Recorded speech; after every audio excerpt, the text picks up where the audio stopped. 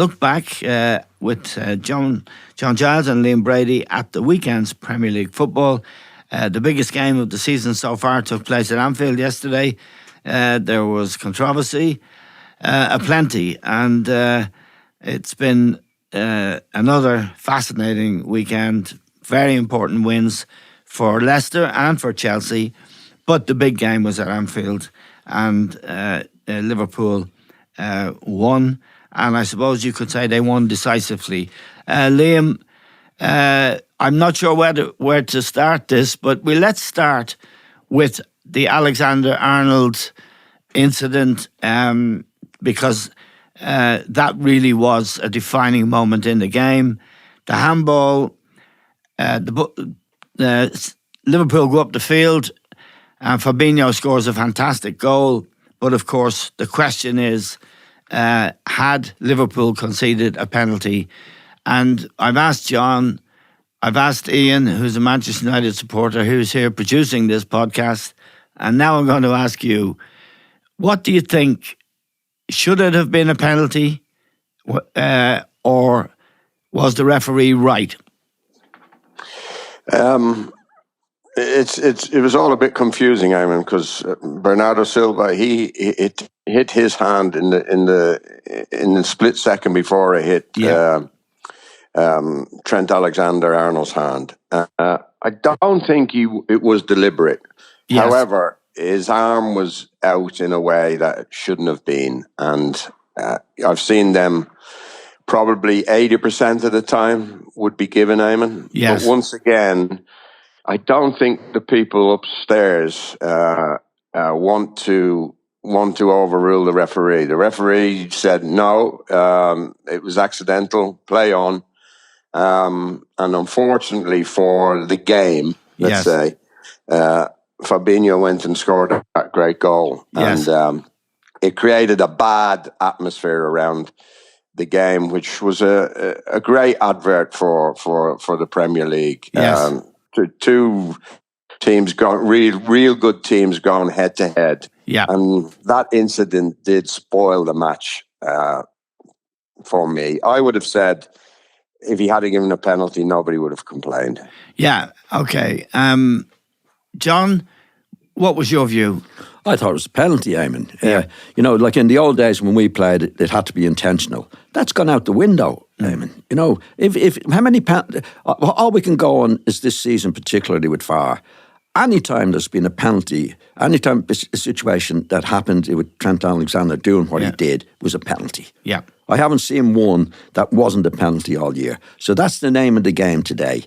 I doubt if he intended to do it. I don't think he's a silly lad. I don't think he intended it, but he did have his hand out. And any penalty decision we've seen, anybody doing that this year, it's a penalty kick.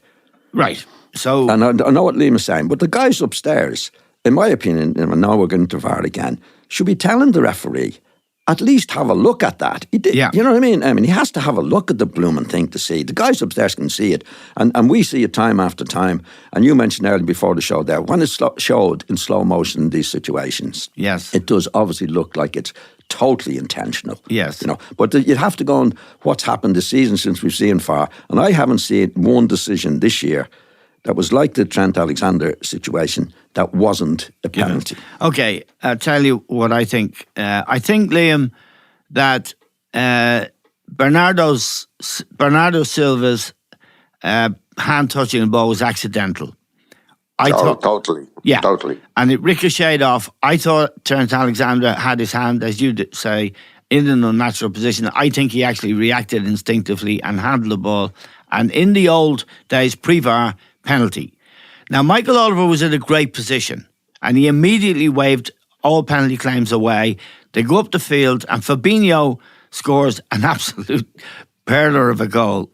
At that stage, there was no way Liverpool could go from 1-0 up to a penalty against them, which probably would have made it 1-0 down without Anfield. Well, they should have done, Eamon. I know they should have. By the way the rules are, as John's explained it there, the VAR people should have said at least to Oliver, have a look at this again. And Yes. if you looked at it like the way we've seen it, I've seen it 100 times. The way he looked, if he looked at it the way we've seen it, I think he has to give a penalty. Yes. And that's why I think it spoiled the game. Yes, no, you're absolutely right about that. It cast a shadow over the game. Now, they did ask him to look at it again, as far as I know.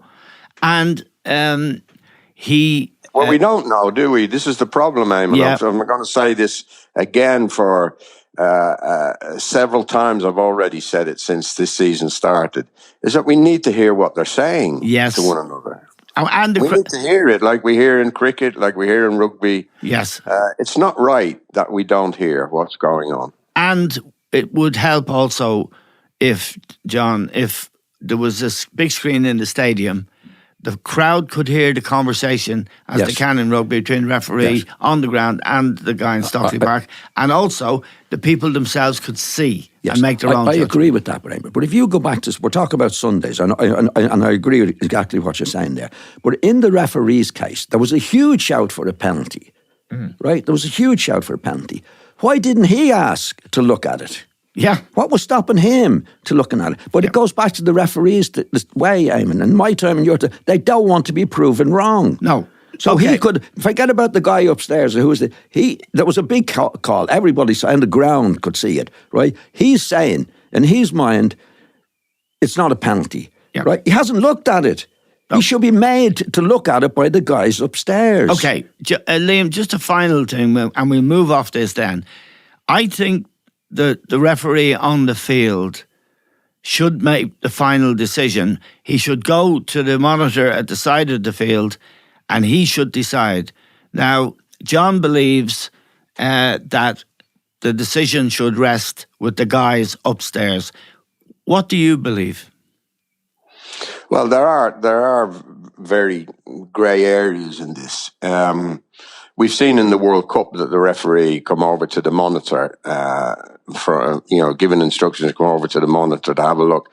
And 9 times out of 10, I think the referee went along with the people upstairs, didn't he? Yeah. Once you were called to the monitor, you knew that decision was going to be changed or a penalty or an offside was going to be given. Look, I mean, we could go on this for the whole podcast. It should have been a penalty for me. As John said, 90% of the time they're given, and that's the new law, and Liverpool got away with it. But if we go on to the game, if we can go on to the game, I think Liverpool probably would have won anyway because there was more energy about them. And City, particularly Aguero, was off form. Yes. And if he's not playing for City, it's a big miss, Eamon. He's such an important player, and he was bang out of form yesterday, wasn't he? Yeah, and he's never scored a goal at Anfield, John. But actually, I thought for the period of play leading up to the Alexander-Arnold and the Fabinho goal, City were on top of them. Yeah. Liverpool couldn't get out of their own half. Yeah. They were really struggling. Then after that incident, there were some fabulous performances and great Liverpool goals. But just at that initial phase of the game, Liverpool they looked jittery and City were camped in the half for 4 or 5 minutes. City started very well, Eamon, and you can't underrate the decision that was given at that time. And I know it's all ifs and buts and buts, but if Manchester City scored that goal, they're a goal in front and deserved to be a goal in front. Instead of being a goal in front, they're a goal down. Yeah. That's how, and we all know, everybody knows watching football, goals dictate how the game goes. Yes. Right? Now, it's a huge difference between in a situation like that where City have come out, where we all expected, myself and me, I did anyway, to Liverpool to be all over them. Yeah. At them. It was the opposite. Yeah. They couldn't get the ball. So at a time when City were on top, that's the time you need to score. Yes. Right? So if they did score the penalty, which we would assume that they did, for example, then it's a different game altogether. The whole 90 minutes is different. Yes. Goals dictate the game. So City scored, Liverpool scored, now they're going 2 up. It's a different story. So that particular, in a tight match like that, that's why we're talking so much, and I'm certainly going on, about that particular decision. It was huge in the overall situation of the game. It was. Liam, let's move away without denying what John has said, because I agree with John. I think that was a defining moment in the game, and it must have been a kick in the goalies. You could see Guardiola's reaction. I think I've never seen him as agitated as he was yesterday. But Liverpool's overall performance, the two fullbacks in particular, are real weapons now. And the second goal, which came real quick, involved both of them. Yeah, and the preview to the match, we talked about them. Everybody's talking about them. They're making so many goals, between them, you know. Yeah. But I didn't think Trent Alexander went forward as much as he usually did. He usually does, and I said that to you probably on Friday. I didn't think he would, Mark and Sterling. But his passing was out of this world. Yes. You know. He rather than bomb forward, I think he bombed forward once in the second half and made a good chance for Firmino. But otherwise, it was a passing performance from Trent Alexander, either down the line to Salah. Yeah, beautiful balls with the outside of his right foot. He was bending them with his right foot down the side of the pitch. And of course, the goal, on his left foot. Yeah, they've got a great understanding between them. They switch play a hell of a lot from one to the other, and it was a great pass to get a Robertson away down that left hand side, and he hit a peach of a cross in for Salah, who just never took his eye off the ball and just steered it back across the goal into the net. It was a wonderful goal. Yeah, John. These two fullbacks are something else, aren't they? Yeah. And it's a weapon, really, that it's very hard to deal with. Oh, it's very difficult because they're in a good team, Eamon, and they're going to be freed. If they were playing in a bad team, you'd be saying, what the hell are they doing up the pitch? They wouldn't get the ball. So they're terrific at what they do. And it was funny enough in the game, I thought Sterling played really well yesterday. I thought he was like a man yesterday. Yes. He was up against it. There was a couple of decisions against him as well. And the crowd were giving him. Yeah, I thought that's cruel. Anyway, it happens. Yeah. It's not right. But there was an incident in the second, I think Mane got back and there was a shove. Could have been a but anyway, that's by the. But I thought he would, despite all the shouting against him and all that, when he had one-on-one on Arnold, he looked dangerous. I thought he played really well yesterday in a difficult situation. But it is terrific for Liverpool that they have fullbacks that can do that. Yes. I'd say Robertson is the complete one because he can defend as well. Yes. But Arnold's distribution is fantastic. I think he was a midfield player, was he at one time? He was, he started out as a midfield player. He distributes the ball as good as any midfield player. He sure does. I've seen from that particular position. No, he's very, very good. It was. I thought the game was obviously excellent to watch in many ways. I saw Roy Keane saying it was I didn't think it was a classic in the sense that at times City didn't defend well. You need two for a classic. Yeah. and there was times when Liverpool didn't defend very well. There was lots of chances for City in the game, as you say, Aguero and Nobly. Anyway, but it was a terrific game. I think it was a shame that the decision early, when we're talking about the decision early on, being as controversial and as effective and influential in the game, that shouldn't have been. Yeah, now we've talked about the two fullbacks, Robertson and Trent Alexander-Arnold, Liam, but the third goal highlighted Henderson's improvement as a player, different position he plays in the team. He gets forward more now. A fantastic cross and a great goal by Mane, again exposing Kyle Walker a bit on the far post, with two other Liverpool players who make massive contributions every week. Yeah, I don't think neither of the City fullbacks covered themselves in glory, to be quite honest. For Salah's goal, I thought the left back, I don't know his name, Sinde, something like that. Angelino. He was. Yeah. Well, they've got different names on their you look at the team sheet and things like that. It's got a different name up there.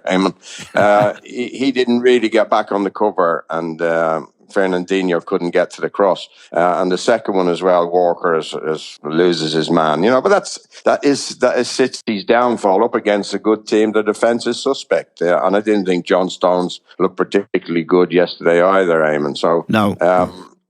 You would have thought now, opening that gap to 9 points, that it's going to be Liverpool's this season. Yeah. But the fact is, the funny thing in the game, Eamon, the way it went, Liverpool didn't defend well. No, they didn't themselves, particularly for the free kicks. Two free kicks in the first half. Yeah, they were just that high line that we talked about so often now. Yeah. Liverpool, they did it twice and could have easily it lost goals on it. Like they didn't. Like normally they're very steady. Well, apart from the free kicks, they're much better than Manchester City defending.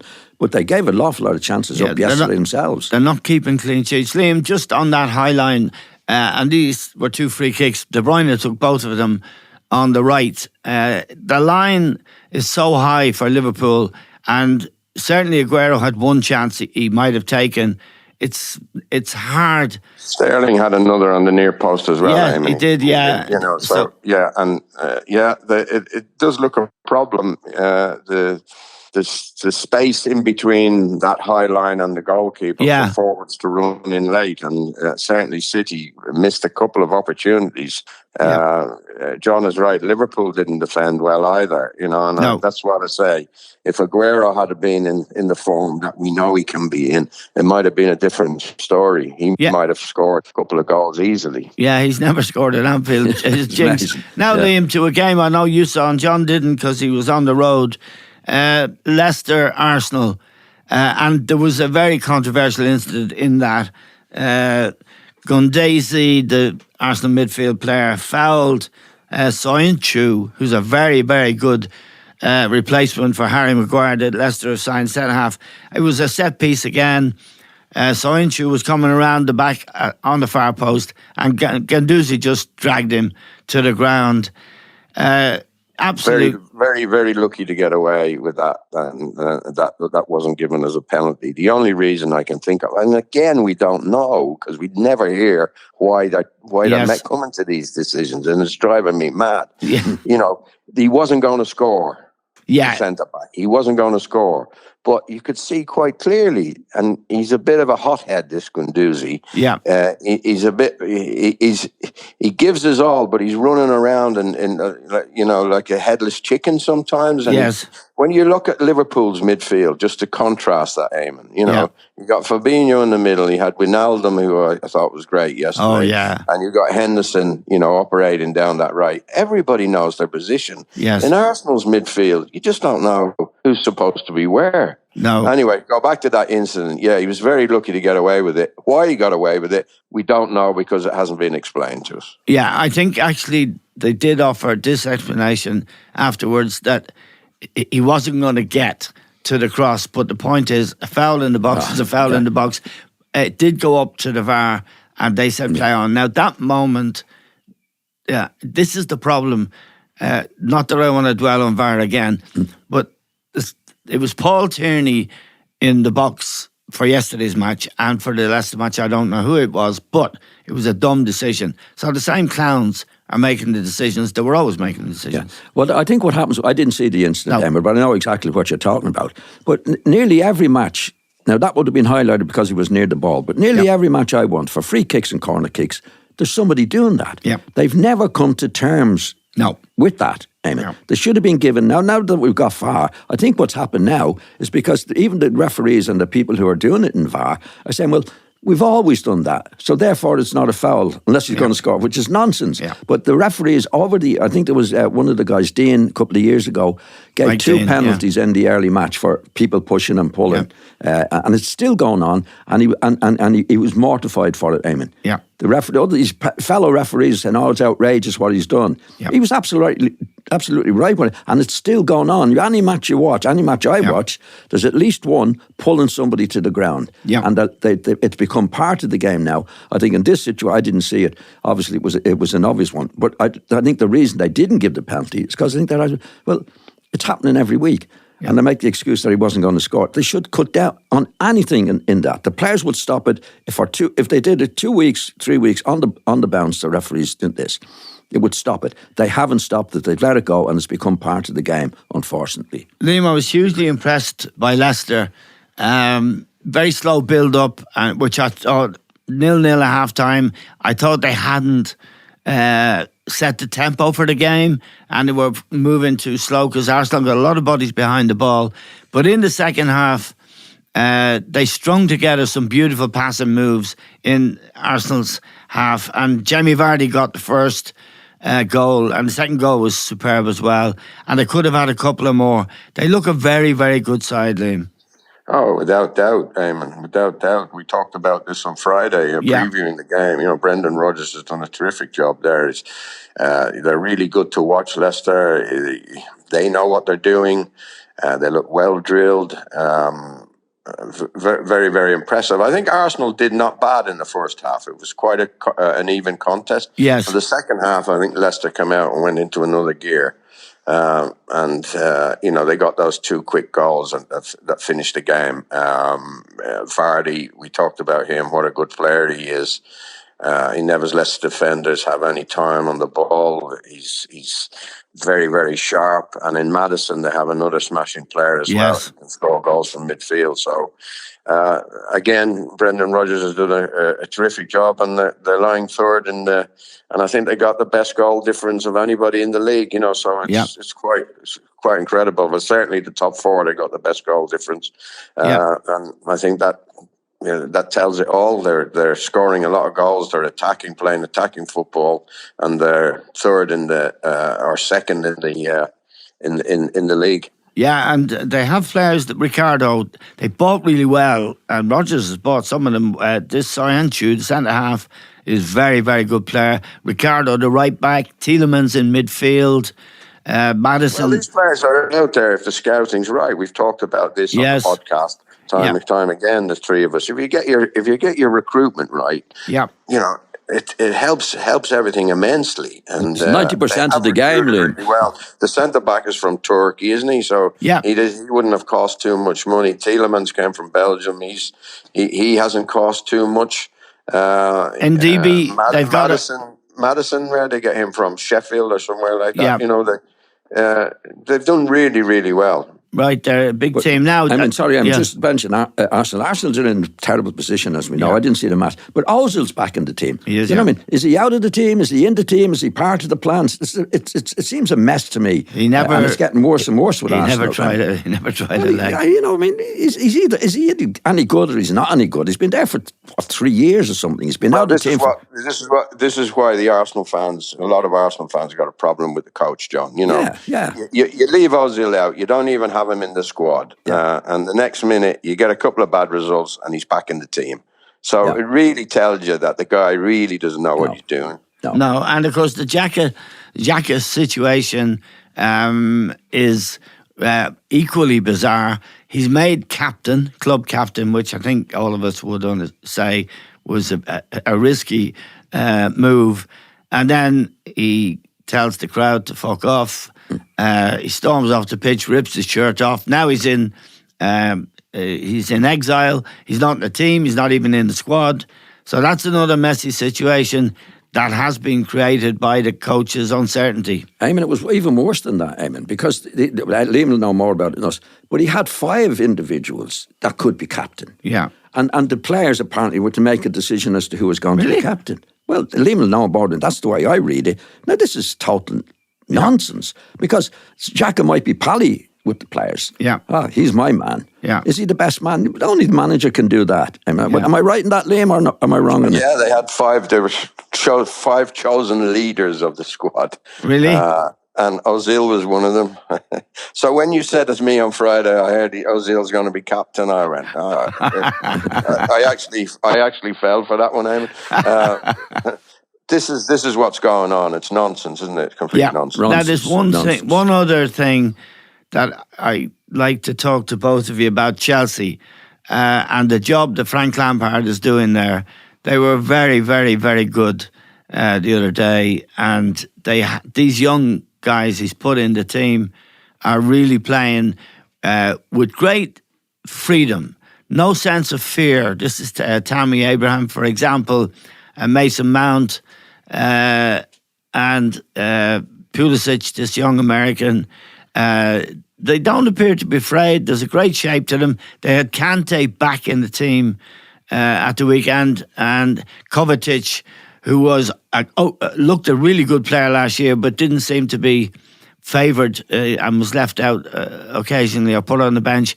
They're all playing really well, Liam. They look a very decent side, and most importantly, the way Lampard conducts himself is quite impressive. Yeah, he's did a good job at Derby. A lot of people thought, well, he should maybe stay at Derby another year or two. But when you get offered a job like Chelsea, I think can't turn it down. And he's got a shrewd head on his shoulders. And, his dad was a footballer. His dad's been in the game a long time as well, Frank Lampard Sr. Harry Redknapp is his uncle. Yeah, well, I don't know whether that'd be a good thing or not. Be good in the transfer market, Liam. You can learn from Harry, maybe not how to do it. I think the transfer has helped him in a big way. Yes. Because I think the pressure's on there. You can give these young players a chance that from all of them you can go through quite a few of them, particularly Mourinho. He didn't give many of the kids a chance. And at Chelsea, I think I've said to you before, they won the last 5 or 6 youth cups, and they have these young players all over the place who are very, very good. Okay, 2 more questions. One of them concerns Manchester United. Good result against Brighton, who you'd expect them to beat, of course. Well, they should be, but it puts them in the top half of the table. And to his credit, Solskjaer, he's not afraid to play these young players either. Well, I don't think there's much choice. I mean, I think it's a bit like Lampard for different reasons. The transfer system has actually can be a plus for. We talked about this. Can be a plus for Chelsea because now they have to play the players. Yes. Like in Mourinho's time, to be fair to him, I mean, he was expected to win. He couldn't wait for players. No. He had to win. Whereas in Frank Lampard's case, the crowd like him. Yes. It's been a great player for them, and they definitely will be patient with him. Yes. To bring these young players through. Yeah. Which Chelsea before. They could have done it, but they couldn't afford to wait the 2 or 3 years to bring them through. So he's done a really, really a top job in that way. There's no doubt. Okay, now Liam, I want to ask you and John a question I've never asked you before, and you mightn't want to answer it. The Sky panel yesterday, the analysts, Graham Souness, Roy Keane, and Jose Mourinho, and company. And Vincent Kompany, who's a star-studded Eamon. Where were you?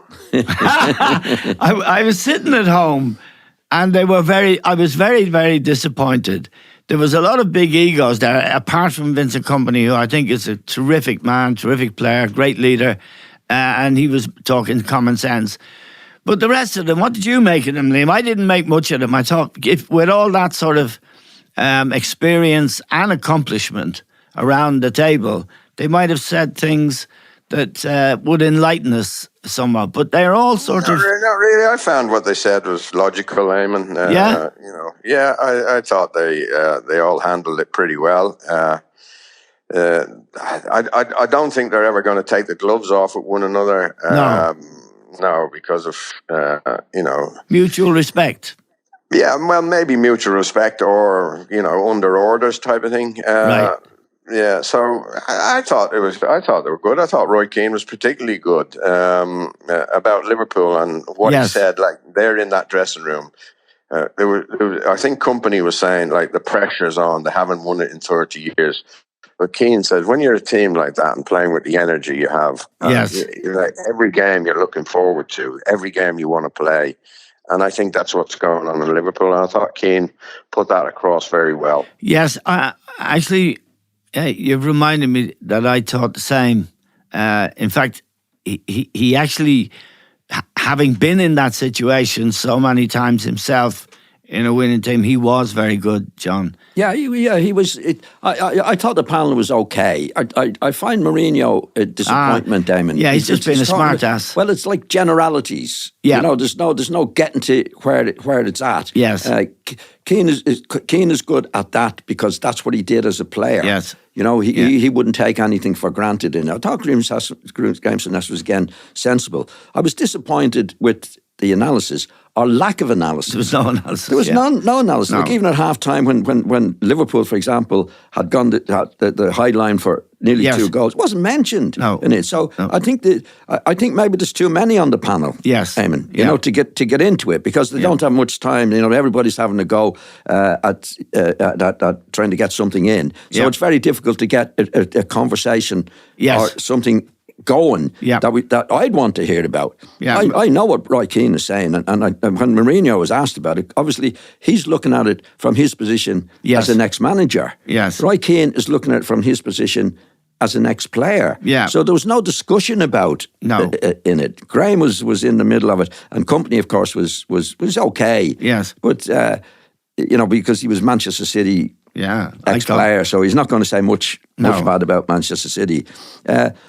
I must be honest. I know Lehman. I didn't enjoy it. I didn't get any real kick buzz from it. No. I didn't say, well, that was good. That was a good discussion. Maybe there was too many of them. I think there is too many of them to do it. But I do think Liam hit it on the head. I think Keane is good in those situations. Yes. He's generalising in a way, but he's speaking from vast experience that he's been through about what it's like to have that kind of lead and to be what it's like to be chasing a lead and things like that. So that's okay. You know what I mean? I think it's okay. But we're watching the match. Yeah. There's more talk about, actually, when I watched it, and one of the things I would have against it, before the match, it was mostly about who would win, which we always talk about, and the pressure and the various things. After the match was, or even before the match, if they get 10 points and 9 points in front, are they going to be able to handle it? There was no actual analysis of the high line, for example, where you're picking things out. Picking out in the match. It was all about, well, can they have the pressure? Will they do the pressure? Will they get 10 points in front? If City get a point here, that'll keep them going and all of that. It was all, no substance in it from I could say. Anyway, maybe I'm being a bit too critical. No, you're not. I think it's a fair assessment. Liam and John, thank you very much for joining us.